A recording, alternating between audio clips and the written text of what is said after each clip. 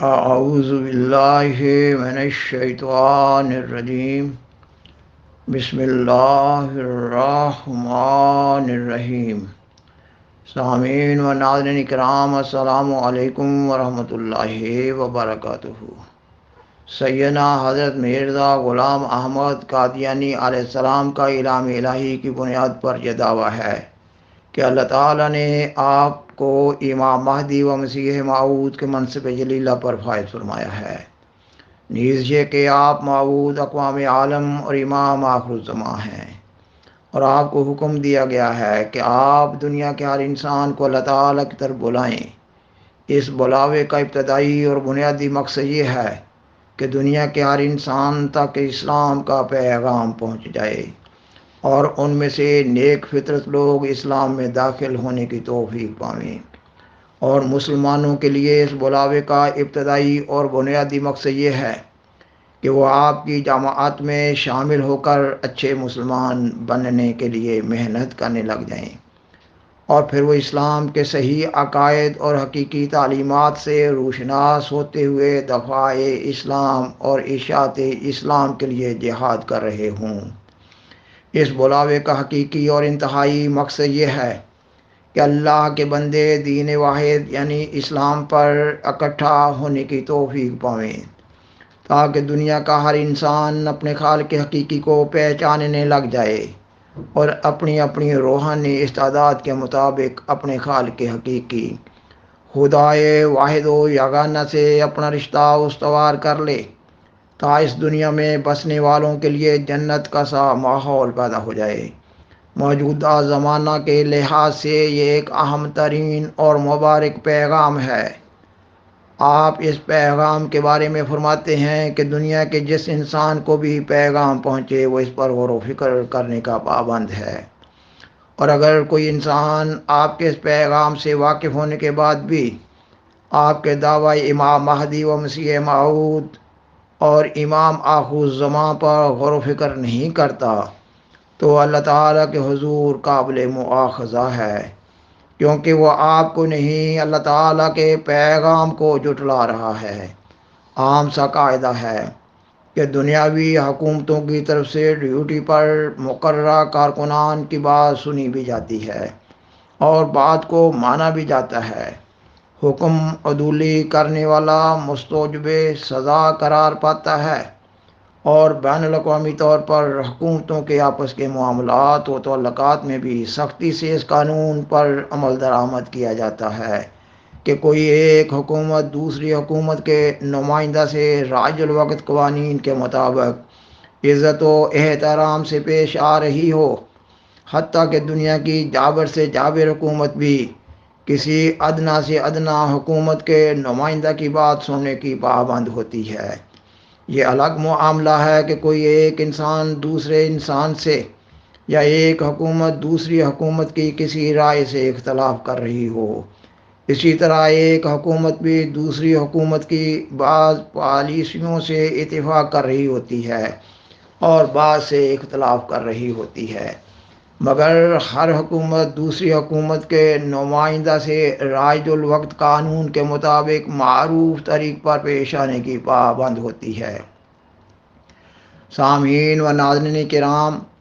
اللہ تعالیٰ بھی انسانوں کی رہنمائی کے لیے اپنے نمائندہ کو بھیجتا ہے۔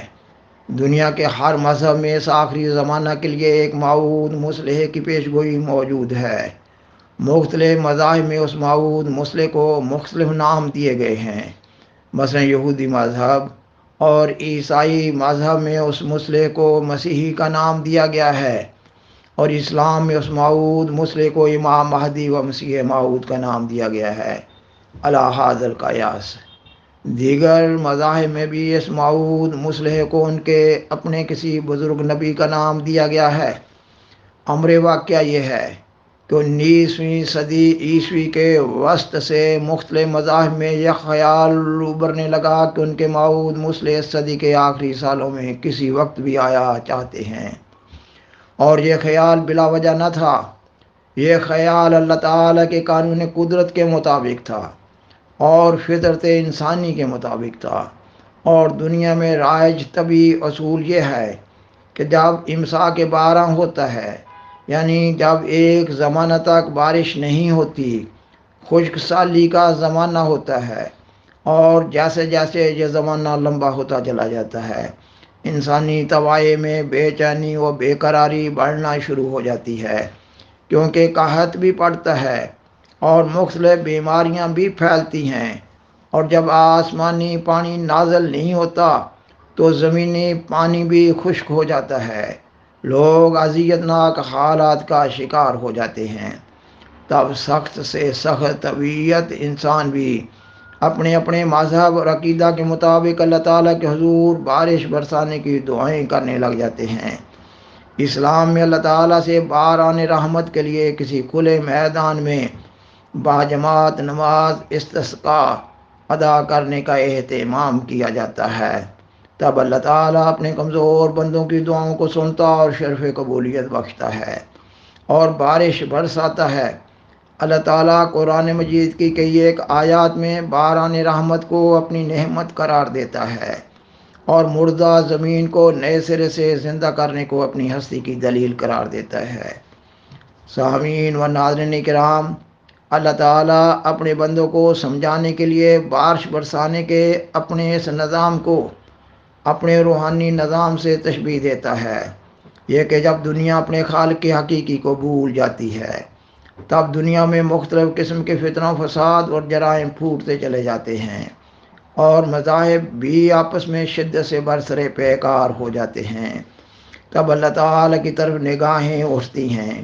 یہی وہ وقت ہوتا ہے جب موعود مصلح کو آنا ہوتا ہے۔ اس حالت کو ضرورت زمانہ کہتے ہیں، اور ضرورت زمانہ کسی بھی مصلح کی صداقت کی ایک بڑی اور بنیادی دلیل ہوا کرتا ہے۔ اس دلیل کو جھٹلایا نہیں جا سکتا۔ خاکسار اس پروگرام میں بیان کر چکا ہے کہ امر واقعہ یہ ہے کہ 19ویں صدی عیسوی کے وسط سے مختلف مذاہب میں یہ خیال ابھرنے لگا کہ ان کے موعود مصلح اس صدی کے آخری سالوں میں کسی وقت بھی آیا چاہتے ہیں۔ یہ خیال بلا وجہ نہ تھا۔ مختلف مذاہب کے دانشور محققین اپنے اپنے مذہب کی مستند کتب کے حوالہ جات اور حالت زمانہ کی روشنی میں اپنی اپنی رائے کو پیش کر رہے تھے، اور یہ تمام لوگ اس ایک ہی نظریہ پر قائم ہو گئے تھے کہ موعود اقوام عالم امام آخر الزمان کے نزول کا وقت قریب ہے۔ اور مزید یہ کہ اسلام کے بزرگان سلف قرآن مجید، حدیث اور اللہ تعالیٰ سے علم پا کر نسل بعد نسل بیان کرتے چلے آ رہے تھے کہ 13ویں صدی ہجری کے آخری سالوں یا 14ویں صدی ہجری کے آغاز میں امام مہدی و مسیح موعود کا ظہور ہو جائے گا، اور 13ویں صدی ہجری کے آخری سالوں میں یہ بھی کہا جانے لگا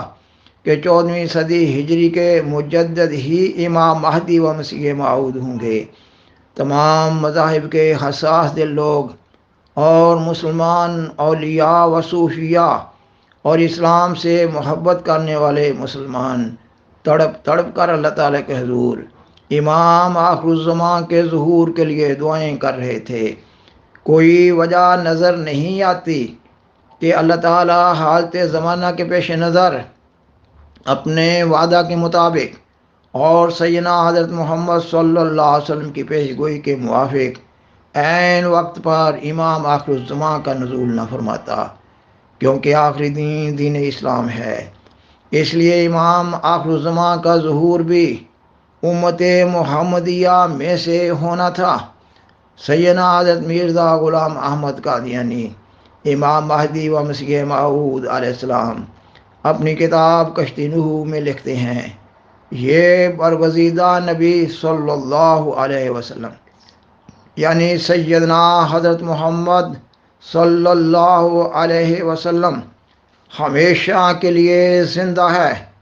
اور اس کے ہمیشہ زندہ رہنے کے لیے خدا نے یہ بنیاد ڈالی ہے کہ اس کے حفاظت تشریعی اور روحانی کو قیامت تک جاری رکھا، اور آخرکار اس کی روحانی فیض رسانی سے اس مسیح موعود کو دنیا میں بھیجا۔ سامعین و ناظرین کرام، ہر الہی سلسلہ کے آغاز میں مفاد پرست ارباب اختیار و اقتدار سیاستدان اور دنیاوی علماء اس کی شدید مخالفت کرتے ہیں، مگر دانشمندی کا تقاضا یہ ہے کہ دنیا کا ہر ایک انسان جس کو آپ کا یہ پیغام پہنچے، اس پر لازم ہے کہ وہ جس طرح اپنے دنیاوی معاملات کو بڑی احتیاط سے دیکھتا ہے، اس طرح وہ اس مسئلہ پر بھی خود ذاتی طور پر تحقیق کرے۔ بالآخر درخواست ہے کہ برائے مہربانی اس پروگرام کو دوسروں سے شیئر کریں اور حضرائے کرم اس چینل کو سبسکرائب کریں۔ جزاکم اللہ تعالی احسن الجزا وآخر دعوانا ان الحمد للہ رب العالمین والسلام علیکم ورحمۃ اللہ وبرکاتہ۔ شکریہ۔